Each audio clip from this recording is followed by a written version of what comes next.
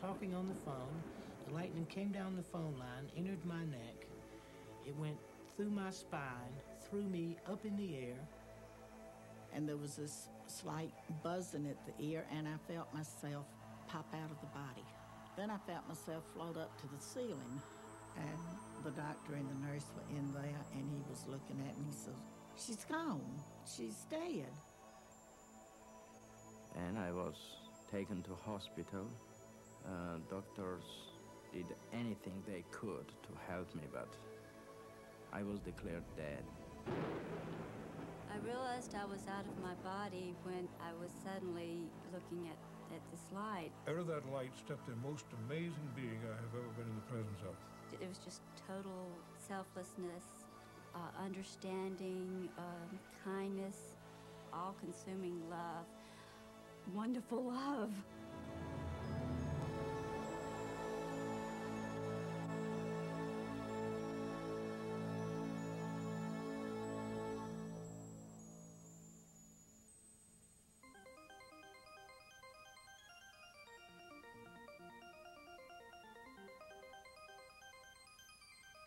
After a time in this light, all of these people have to pay a return trip back. What they tell us is that the reason they chose to come back was not for themselves, because for themselves, they would rather have stayed with this presence of love.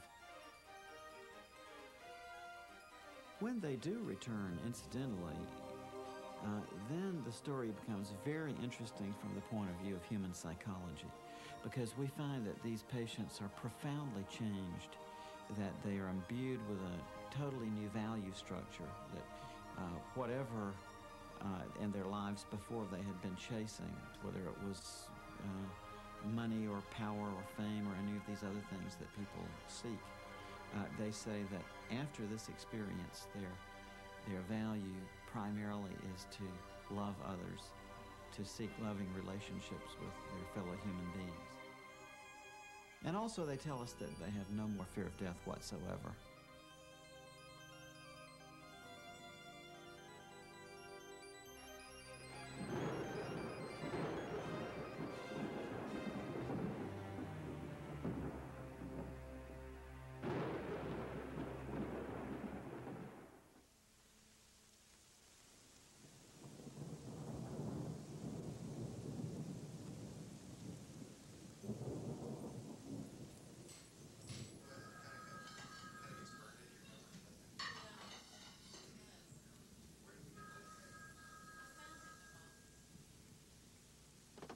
Hello?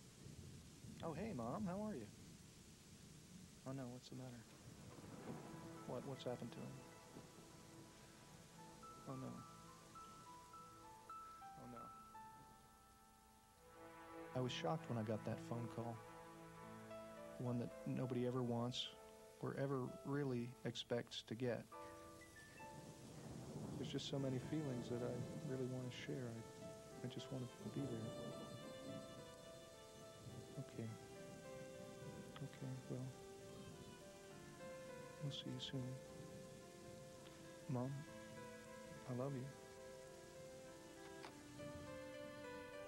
My dad was fighting for every breath of life, and it didn't look very hopeful. Even though we lived 600 miles apart and only saw each other on holidays, at least we were on the same planet. And we could pick up the phone and say hello. The likelihood of losing all that seemed almost impossible to grasp.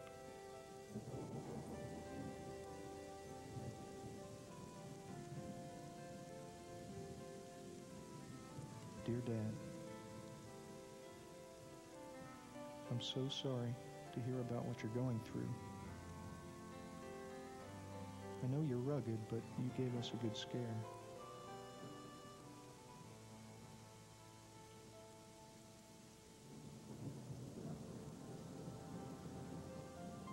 Dear Dad, I'm writing you this letter because I don't know if I'll ever see you again, yet I have so much I want to say. Dad, do you remember several years ago when I was still grieving over the death of Suzanne? I found a great deal of comfort in some books I was reading about dying. It was at that time that I met a doctor of psychiatry, a researcher named Dr. Raymond Moody.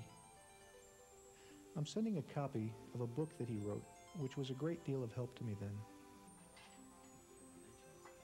Dr. Moody has observed a pattern that occurs in people the world over, regardless of their culture or religion.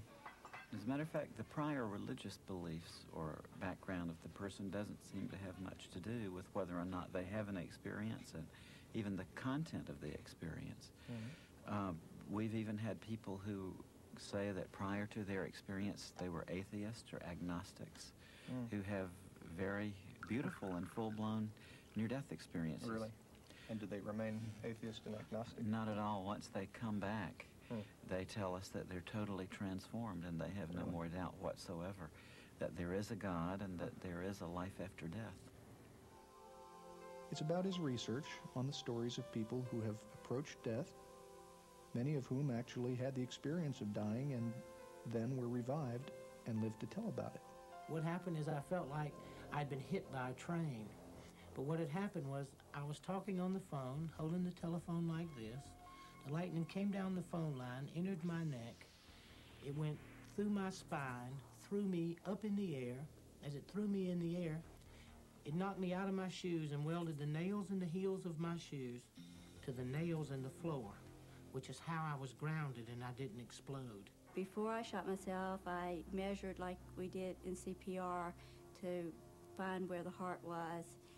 And that's where I just took the barrel and put it up against my chest and pulled the trigger. I had not responded to treatment. I was getting worse, and the doctor had come to see, and at this point, he says, I've lost her. She's gone. And I thought, well, who's he talking about? But just before this, I had been in terrible pain. I was just hurting so bad, I wanted to get away from it. 15 minutes before I was to be picked up by a Jeep, I was discovered to have a temperature of 106.5, and instead of waiting for the Jeep, the captain in charge of the ward sent me over to X-ray, and the last thing I remember was the captain in charge of the X-ray asking if I thought I could stand up long enough for them to get a picture of my chest. And I remember hearing that X-ray making that peculiar whirring sound and then the click, and I'm told that I collapsed in a heap. This wasn't a typical bee sting because I quickly realized that there was a problem, and I tried to telephone someone for help. The rest of the ranger station was about 3 miles in, and I tried to telephone my boss to send some help, and I fell and went unconscious. And luckily, from what I understand, he drove through. My boss drove through a little while later and noticed that I normally just waved to him as he came by, and I was lying down on the floor, and he called the ambulance.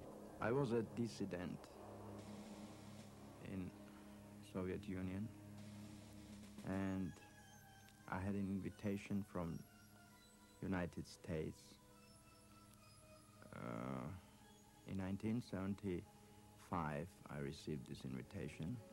In 1976, I was given the exit visa, and I was leaving for New York that day, and I was coming to take my passport, and I was ready to fly. My family was already in airport waiting for me.